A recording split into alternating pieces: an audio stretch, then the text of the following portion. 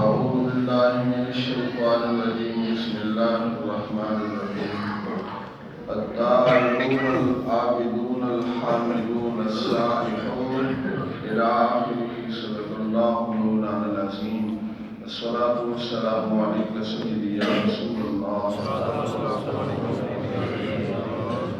وعلى آلك وأصحابك سيدي يا حبيب الله الصلاة والسلام عليك سيدي يا نبي الله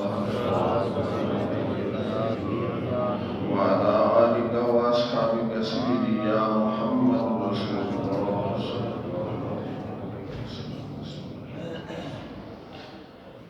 التائبون العابدون الحامدون توبہ کرنے والے، عبادت کرنے والے، حمد کرنے والے، السائحون روزہ رکھنے والے، الراکعون رکوع کرنے والے، الساجدون سجدہ کرنے والے، الآمرون بالمعروف اچھائی کا حکم کرنے والے، والناہون عن المنکر اور برائی سے منع کرنے والے، والحافظون لحدود اللہ اور اللہ کی حدوں کی حفاظت کرنے والوں کو، وبشر المؤمنین ایمان والوں کو خوشخبری سنا دو۔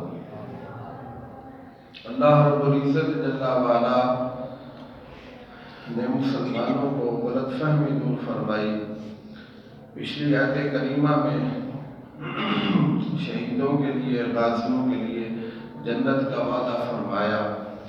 اس آیت کریمہ میں اللہ پاک فرما رہا ہے، اے ایمان والوں مسلمانوں کہیں اس غلط فہمی میں نہ رہنا کہ جنت صرف شہیدوں کے لیے، مجاہدوں اور غازیوں کے لیے ہے، باقی مسلمان اس سے محروم رہیں گے، بلکہ ہم ان ایمان والے بندوں کو بھی جنت کی بشارت عطا فرماتے ہیں جن میں یہ صفات پائی جاتی ہیں۔ پہلی صفت کون سی ہے؟ اللہ فرماتا ہے ایمان والے بندے التائبون، وہ توبہ کرنے والے ہیں۔ کیا کرنے والے ہیں؟ بندہ مومن کی یہ شان ہے کہ وہ ہر وقت اپنے اللہ کے ہاں توبہ استغفار میں مصروف رہتا ہے۔ آدمی کا اس وقت بیڑا غرق ہو جاتا ہے کہ جب وہ خود کو اچھا سمجھنا شروع ہو جائے، اپنی نمازوں پر، اپنی اچھائیوں کے اوپر اسے غرور آ جائے کہ میں تو بہت بڑی چیز ہوں۔ یہ مومن کی شان نہیں ہے۔ مومن اچھائیاں کر کے بھی اللہ کی بارگاہ میں استغفار کرتا ہے کہ پروردگار جو اس کی ادائیگی کا حق تھا مجھ سے وہ ادا نہیں ہو سکا، جو کمی کوتاہی مجھ سے ہو گئی معافی عطا فرما۔ تو اس وقت انسان کامیاب ہو جاتا ہے جب توبہ استغفار کرتا رہتا ہے۔ اور یہ توبہ استغفار ایسی عبادت ہے کہ جو ہر وقت کی جا سکتی ہے، وضو کی بھی ضرورت نہیں ہے۔ آپ گھر میں بیٹھے ہیں، کھیت میں ہیں، دکان میں ہیں، چل رہے ہیں، بیٹھے ہیں، ہر وقت اگر زبان سے اتنے کلمات ادا ہو جائے کہ اے مالک میری ساری خطاؤں کو تو معاف کر دے، میری تقصیرات کے اوپر معافی کا قلم پھیر دے، میں تیری بارگاہ میں اپنی سب خطاؤں کی، حقوق اللہ حقوق العباد میں سے سب کی معافی مانگتا ہوں، تو اس میں کتنا وقت انسان کا خرچ ہوگا۔ اس لیے فرمایا مومن بندہ ہر وقت اپنے رب کی بارگاہ میں توبہ استغفار کرتا ہے۔ نبی علیہ السلام نے فرمایا اے لوگو اللہ تعالیٰ سے توبہ استغفار کرو اللہ کی بارگاہ میں فرمایا ہر روز 100 مرتبہ توبہ کرتا ہوں، 100 مرہ، وفی روایت او 70 مرہ، دو روایتیں ہیں، ایک روایت میں ہے 70 مرتبہ اور ایک روایت میں ہے 100 مرتبہ۔ میں ہر روز اپنے رب سے 100 مرتبہ یا 70 مرتبہ توبہ استغفار کرتا ہوں۔ تو نبی علیہ السلام کے تو گناہ ہے ہی نہیں، اس کے باوجود توبہ استغفار کرتے ہیں، تو ہم تو لمحہ بلمحہ خطائیں کرتے ہیں۔ اصل میں انسان کی اپنی عقل جو ہے یا نظر وہ اعمال کی طرف جائے نا تو واقعتاً انسان کو معلوم بھی ہوگا کہ ہم سے بڑی خطائیں ہوتی ہیں، صرف ہم ایک نماز کو ہی اپنی نیکی سمجھے ہوئے ہیں، شریعت کے اور بھی بہت سارے احکام ہیں جن سے ہماری نظر ہٹ چکی ہے۔ اس لیے اگر توبہ استغفار کرتے رہیں گے تو بہت بڑا فائدہ ہوگا، اللہ کریم معافی عطا فرماتا رہے گا۔ جتنی بار خطا ہو جائے ہر مرتبہ توبہ کر لو۔ میاں محمد بخش فرماتے ہیں نا، 100 باری میں توبہ پنی میں ہاں بے اعتبارا، پھر بھی در تیرے آ گیا میں نے بخشی بخشن ہارا۔ جتنی بار بھی خطا ہو جائے اس مالک کی دہلیز پر جب جھک جائے پروردگار پھر اسے خالی نہیں لوٹاتا۔ ایک روایت میں یوں ہے، یبسط یدہ، اللہ تبارک و تعالیٰ اپنا دست رحمت دن میں پھیلاتا ہے، مسیح باللیل، رات کا گناہگار بخش دیا جائے، اور رات کو اپنا دست رحمت پھیلاتا ہے، مسیح بالنہار، جو دن کا گناہگار ہے اللہ کریم اسے معافی عطا فرمائے۔ تو جو صبح کا گناہگار ہے شام کو توبہ کر لے، جس سے رات کو خطا ہوئی صبح کو توبہ کر لے، یقیناً اس کا دست رحمت کھلا ہوا ہے، رحمت کا دروازہ کھلا ہے۔ فرمایا آ جاؤ، اللہ کریم معافی عطا فرما دے گا۔ بالآخر یہی ہمارے پاس ایک چیز بچتی ہے، اور تو کچھ ہمارے پاس میں بچتا ہی نہیں، یہی معافی ہی ہے، توبہ ہی ہے اور دعا ہے اللہ رب العزت سے، یقیناً پروردگار معافی عطا فرمائے گا۔ فرمایا تائبون، پہلی ان کی صفت یہ ہے کہ وہ توبہ کرنے والے ہیں، العابدون، دوسری صفت ہے کہ وہ عبادت کرنے والے ہیں، عبادت ریاضت، اپنے رب کے ہاں سجدے کرتے ہیں، نمازیں پڑھتے ہیں، الحامدون، اپنے رب کی ثنا بیان کرتے ہیں، اپنے رب کی تعریف کرتے ہیں، اللہ نے جو نعمتیں عطا فرمائی ان نعمتوں کا شکریہ ادا کرتے ہیں، الصائمون، روزے رکھتے ہیں، رمضان شریف کے بھی رکھتے ہیں، اس کے علاوہ بھی رکھتے ہیں، الراکعون، الساجدون، رکوع سجدہ کرنے والے ہیں۔ نماز میں اگرچہ قیام بھی ہے اور جلسہ بھی ہے، دیگر بھی اراکین ہیں، لیکن رکوع اور سجدے کو خاص اہمیت ہے۔ اللہ پاک جگہ جگہ پر رکوع اور سجدے کا ذکر فرماتا ہے بہت ہی اہمیت کے ساتھ، اس لیے سجدے کو اطمینان، رکوع کو اطمینان کے ساتھ کرنا چاہیے۔ الامرون بالمعروف، آگے اللہ فرماتا ہے ان کی صفت ہے کہ وہ اپنی زبان سے، قلم سے، اپنے اعمال سے، افعال سے، کردار سے لوگوں میں اچھائی کا چرچا کرتے ہیں۔ جو بھی اللہ پاک نے ان کو طاقت دی ہے ہر لحاظ سے قدرت کو استعمال کر کے اچھائی کو پھیلاتے ہیں، والناہون عن المنکر، اور اپنی ہر ممکن قدرت سے برائی کو روکنے کی کوشش کرتے ہیں، والحافظون لحدود اللہ، اللہ کی حدوں کی حفاظت کرتے ہیں، ان کی نگاہ پر شریعت مصطفیٰ کا پہرا ہے، ان کی سوچوں پر، دل و دماغ پر شریعت مصطفیٰ کا پہرا ہے، ان کے اعضاء جوارح کے اوپر شریعت مصطفیٰ کا پہرا ہے، جہاں جہاں شریعت ان کو روکتی جاتی ہے وہ رکتے جاتے ہیں، اور جہاں شریعت ان کو اجازت دیتی ہے وہاں پر وہ عمل کرتے ہیں۔ شریعت میں ہے، راہ حق میں ہے بھاگ دوڑ ان کی، راہ حق میں ہے بھاگ دوڑ ان کی، شریعت کے قبضے میں ہے باغ ڈور ان کی، جہاں کر دیا گرم گرم آگے وہ، جہاں کر دیا گرم گرم آگے وہ، جہاں کر دیا نرم نرم آگے وہ۔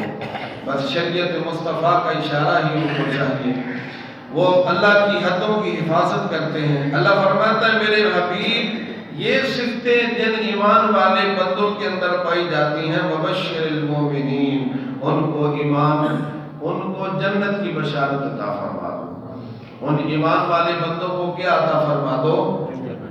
جنت کی بشارت عطا فرما دو۔ اس سے یہ معلوم ہوا کہ اللہ تعالیٰ کی رضا اور جنت اچھے عقائد، اچھے اعمال سے ملتی ہے، قومیت سے، نسل سے، رنگ سے، وطن سے، روح سے جنت اور اس کی رضا حاصل نہیں ہوتی۔ جو مسلمان کا وطن ہے وہ دامن مصطفیٰ ہے، بس دامن مصطفیٰ، اسلام یہ ہمارا دیش ہے، یہی ہمارا وطن ہے۔ یہ باقی جو آج فرق ڈال رکھے ہیں قومیت کے، نسل کے، وطن کے، یہ آج ایک نئی جو تہذیب ہے اس نے ہمارے درمیان فرق ڈالے ہیں، وگرنہ نبی پاک علیہ السلام نے جو لوگوں کو جمع کیا ہے وہ وطن کی تفریق کی بنا پر، رنگ و نسل کی تفریق کی بنا پر نہیں، بلکہ تقوی طہارت کی بنیاد پر نبی پاک علیہ السلام نے سب لوگوں کو جمع فرمایا۔ شاید میری بات سمجھے نہ ہو، مضمون کو تھوڑا سا وسیع کر دوں کہ اگر کوئی یہاں پاکستان کا باشندہ ہے، اس کے پاس مصطفیٰ کی غلامی ہے تو وہی اس کا وطن ہے۔ کوئی بھارت کا باشندہ ہے، اس کے پاس مصطفیٰ کی غلامی ہے تو وہی اس کا وطن ہے، وہ ہمارا بھائی ہے۔ اللہ اس کو بھی جنت دے گا، مجھے بھی جنت دے گا۔ اگر کوئی سعودیہ کا رہنے والا ہے، اگر اس کے پاس حضور علیہ السلام کی غلامی ہے تو وہی اس کا وطن ہے۔ یہ خاص عرضی خطہ یہ مومن کا وطن نہیں ہوتا، بلکہ مصطفیٰ کریم کا جہاں جہاں پر اسلام ہوگا وہی ہمارا وطن بنتا چلا جائے گا۔ گفتار سیاست میں وطن اور ہی کچھ ہے، اقبال فرماتے ہیں گفتار وطن میں وطن اور ہی کچھ ہے، زبان نبوت میں وطن اور ہی کچھ ہے۔ گفتار سیاست میں وطن اور ہی کچھ ہے، زبان نبوت میں وطن اور ہی کچھ ہے۔ بازو تیرا توحید کی قوت سے کبھی ہے، اسلام تیرا دیس ہے اور تو مستفوی ہے۔ اقبال فرماتے ہیں اسلام تیرا دیس ہے اور تو مستفوی ہے، اس لیے یہ قوموں کے فرق مٹا دیں، اسلام کے ناطے سے، تقوی طہارت کے ناطے سے اپنا رشتہ جوڑیں۔ دوسرے مقام پر اقبال فرماتے ہیں یہ ہند کے فرقہ ساز اقبال گویا آزری کر رہے ہیں، بچا کر دامن اپنا بتوں سے غبار راہ حجاز ہو جا۔ اللہ رب العزت جل وعلا قرآن مجید کی صحیح سمجھ عطا فرمائے۔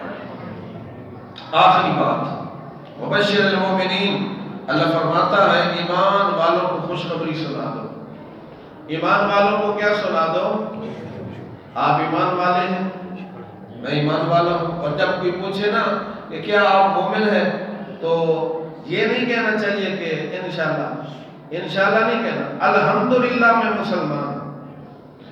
یہ شرعی مسئلہ میں آپ کو بتا رہا ہوں، ایمان کے بارے میں جب پوچھا جائے تو کہنا چاہیے الحمدللہ میں پکا مسلمان ہوں، انشاءاللہ نہیں کہنا۔ جہاں پر انشاءاللہ یہ شک کے معنی میں پھر آ جائے گا، پکا الحمدللہ میں ایمان والا ہوں، مومن ہوں، مسلمان ہوں، اللہ کریم نے مجھے مومن بنایا ہے۔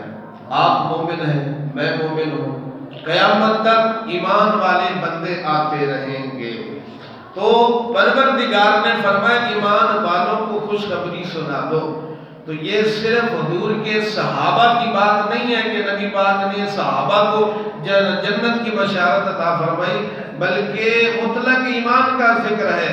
تو ایمان والے صرف وہ نہ تھے، قیامت تک آتے رہیں گے۔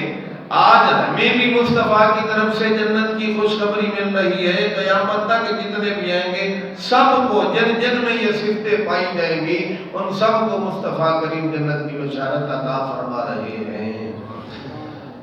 ہاں جی، یہ کبھی کبھی آپ نیکی کرتے ہیں تو دل بڑا خوش ہو جاتا ہے، اور کبھی کبھی کوئی ایسی لغزش ہو جاتی ہے، کسی کا اگر آپ دل دکھا بیٹھتے ہیں تو دل بڑا غمزدہ ہوتا ہے، پریشان ہو جاتا ہے۔ وہ کیوں ہوتا ہے؟ یہ مصطفیٰ کی بشارت کی وجہ سے ہوتا ہے۔ یہ نبی علیہ السلام نے ہمارے ایمان کو سنبھالا ہوا ہے۔ اگر کہیں ایسا محسوس ہو نیکی کے اوپر دل خوش ہو جائے، برائی سے دل غمزدہ ہو جائے، تو شکر ادا کرو، مصطفیٰ کی طرف سے تمہیں بشارت مل رہی ہے۔ وہ دل میں رہتے ہیں، نبی علیہ السلام دل میں رہتے ہیں۔ قبر میں جو اس پردہ نشین کو دیکھا تو یہ راز کھلا، قبر میں جو اس پردہ نشین کو دیکھا تو یہ راز کھلا، یہ تو میرے دل میں ہی تھا، مجھے معلوم نہ تھا۔ مصطفیٰ کریم ہر کسی کے دل میں بستے ہیں۔ اللہ کریم ہم سب کو قرآن مجید فرقان حمید کی صحیح سمجھ اور عمل کی توفیق نصیب فرمائے۔ اللہم صلی علی سیدنا و مولانا محمد مبارک وسلم علیہ۔ پروردگار ہم سب کی حال روشن کی قبولیت عطا فرما، ہر غلطی خطا کی معافی عطا فرما، دنیا آخرت کی ہر دینی عزت عطا فرما، فکر و مندی اصلاح عطا فرما، دین اسلام والی زندگی، ایمان والی موت نصیب فرما۔ صلی اللہ تعالی علیہ خلقہ محمد و علیہ وصحبہ اجمعین۔